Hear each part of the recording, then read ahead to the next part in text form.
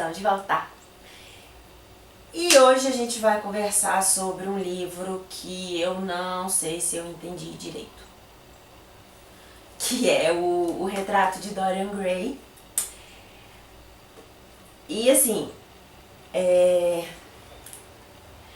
esse livro é um daqueles que eu tenho já há bastante tempo e que eu nunca consegui terminar a leitura. Eu sempre comecei ele, eu achava, sei lá, difícil os negócios, aí eu largava. Eu até teve uma época que eu baixei o audiobook, né? Mas ele era em inglês, e no inglês original, o britânico. Então eu escutava depois do trabalho, que eu tava cansada já, e aquela vozinha assim. Aí eu acabava dormindo e perdia onde que eu tava. Aí acabou que eu abandonei o livro e peguei agora pra ler, né? Pra ver se eu ia conseguir dessa vez, e consegui. E assim, quando eu peguei ele pra ler, eu sabia do que se tratava a história, mas eu não imaginava que seria desse jeito. O começo do livro eu achei super bacana, muito interessante. Eu li rapidinho. O livro também não é grande, mas o meio do livro, pra mim, foi bem difícil. Foi bem penoso. Eu achei, assim, um pouco arrastado. Mas é bom, é uma leitura boa. O cara escreve muito mesmo, assim, é sensacional. Mas não sei, pra mim foi um pouco arrastado. E aí depois a gente tem o final, né, as últimas 150 páginas ali, que pra mim foi assim, a melhor parte do livro foram essas últimas páginas. Sensacional, muito, muito, muito boa mesmo. Dorian Gray, adoro. Só que, tipo assim, outra sensação que eu tive ao longo da leitura é que eu não tenho experiência o suficiente para entender todas as referências, todas as nuances da história.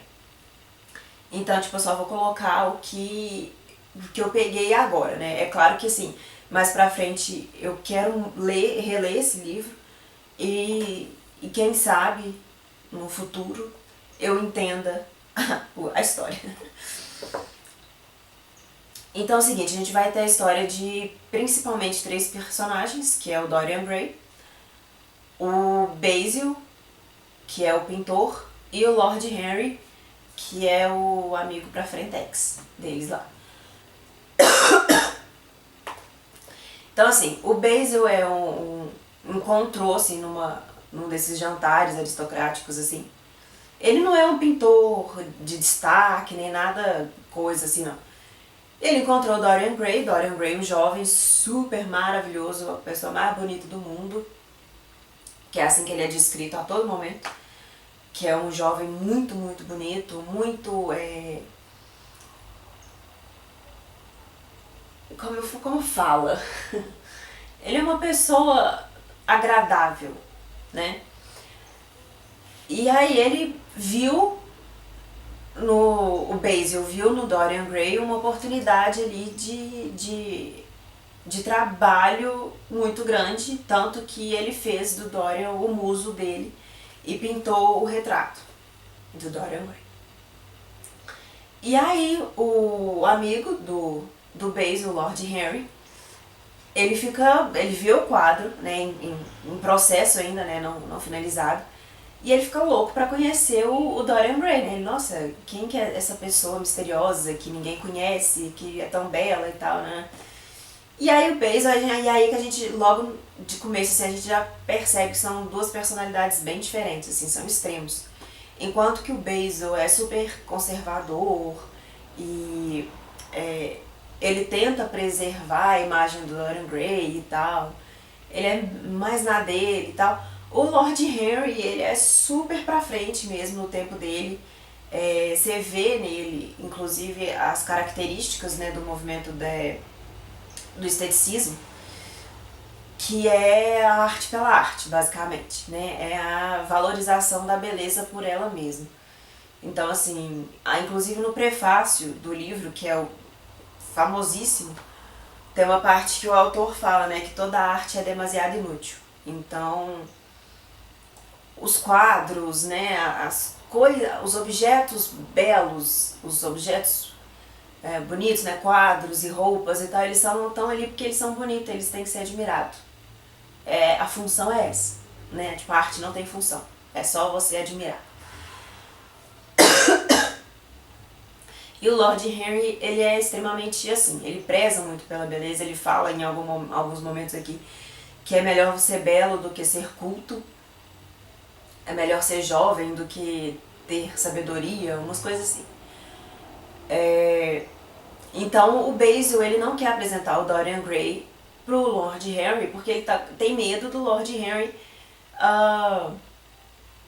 estragar a inocência do Dorian Gray com essas ideologias. E o Lord Henry é tipo assim, ele é super a favor dos prazeres da vida, né? De aproveitar ali a juventude e tal, né? Então a gente vai ver o desenrolar dessa história, né? Na verdade, da apresentação. Eventualmente o Lord Henry acaba conhecendo sim o Dorian Gray. E o Dorian Gray tá ali só posando pro quadro e não tá nem aí e tal. E aí, na hora que o quadro é finalizado e que ele olha pro quadro, a gente vai ter duas referências bem fortes aí, que é da lenda do Narciso, né, que ele se apaixonou pelo próprio reflexo, e a lenda do Fausto, né, do Pacto Fausto. Então a gente vai ter o Dorian Gray olhando pro retrato dele e se vendo ali uma pessoa de extrema beleza, super jovem, inocente, né? E ele se dá conta de que ele é o retrato. Só que ele percebe também que o retrato vai permanecer para sempre jovem. Ele não, ele vai envelhecer. E ele acha aquilo muito injusto.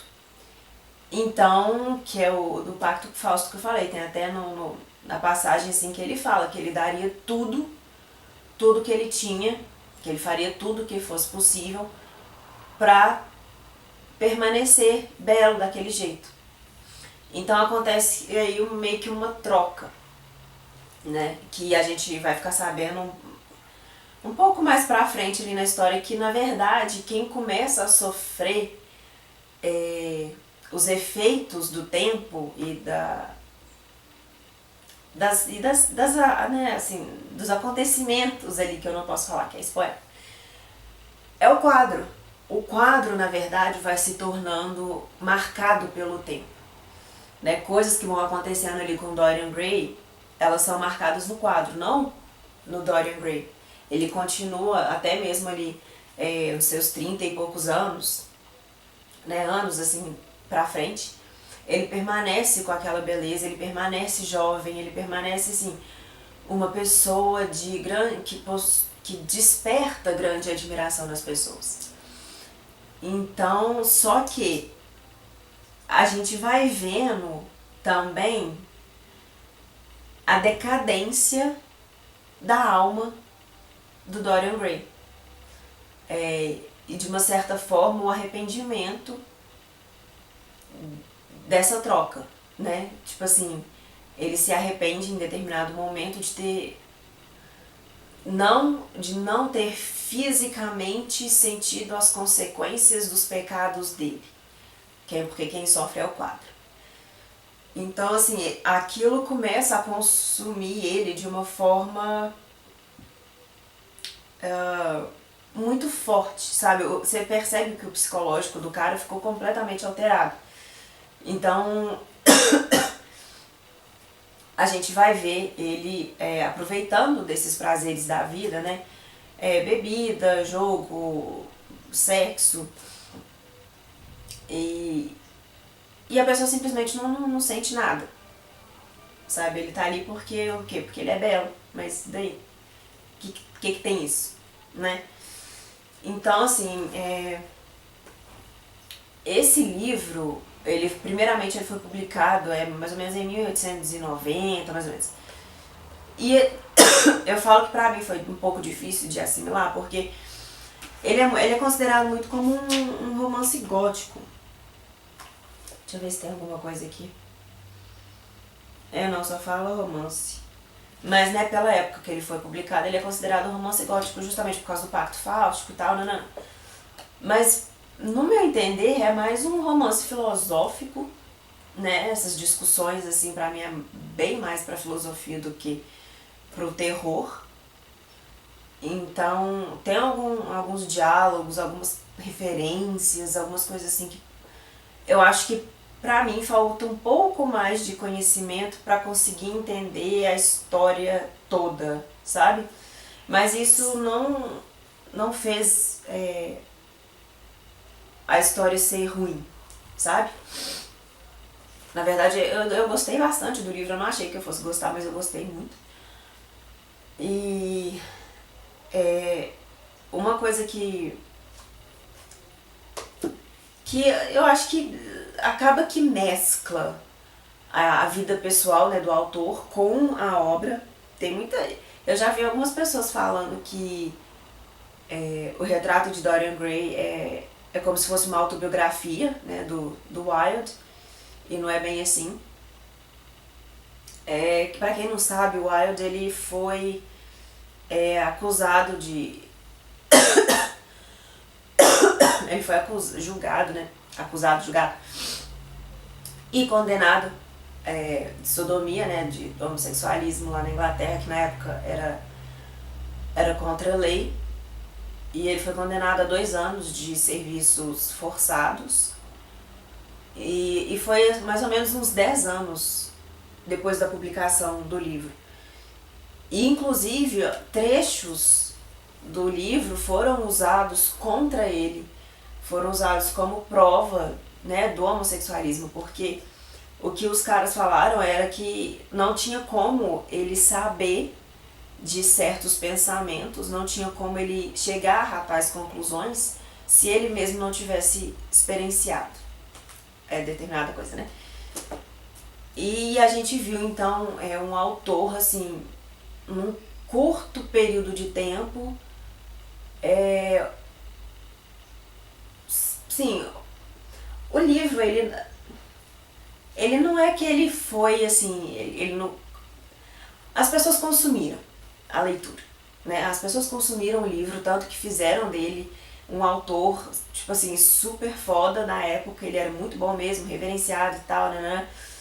Só que, de novo, por conta dessas acusações, o cara lá, eu esqueci o nome dele, ele entrou com esse processo, né, em cima do Dorian Gray, do Oscar Wilde, porque ele contratou detetives particulares, eles conseguiram provar o envolvimento dele com meninos, não, né, jovens, prostitutos e tal.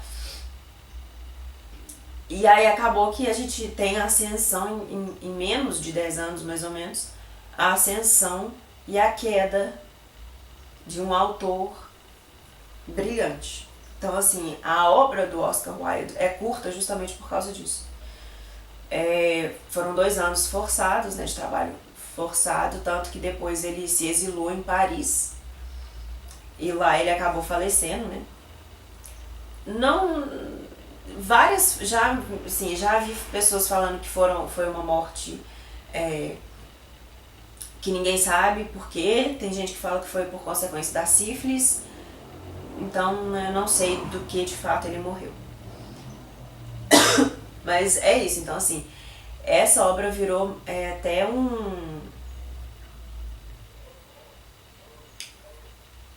como que fala? Foi meio que uma... Não sei se tá certo falar assim, mas meio que uma apresentação ao homossexualismo mesmo, porque até então as pessoas na Inglaterra, né, no século XVIII, ali, século XIX, as pessoas não paravam para pensar nessas questões, sabe, no envolvimento, né, romântico, assim, das pessoas, até ter o julgamento do Oscar Wilde, que inclusive é muito, muito famoso. Eu acho que ele ficou mais... O julgamento do autor ficou mais famoso do que a obra dele, de fato. Mas mesmo assim, Oscar Wilde é um dos autores mais lidos do mundo. Então, fica a dica. Um livro sensacional. Ele é curtinho, mas ele não é rápido de ler. Eu, pelo menos, não acho. E é aquilo que eu falei, tem um monte de referenciazinha, um monte de nuancezinha, assim, que é um livro que merece releitura, sim. E que quanto mais referências você tiver a fazer essa leitura, melhor vai ser seu entendimento. E tem muita coisa aqui que... nossa, tem muita coisa que dá pra tirar desse livro, mesmo assim. Mesmo. Mas é muito bom, muito bom. Super recomendo O Retrato de Dorian Gray. E é isso. Eu espero que vocês tenham gostado. Até o próximo.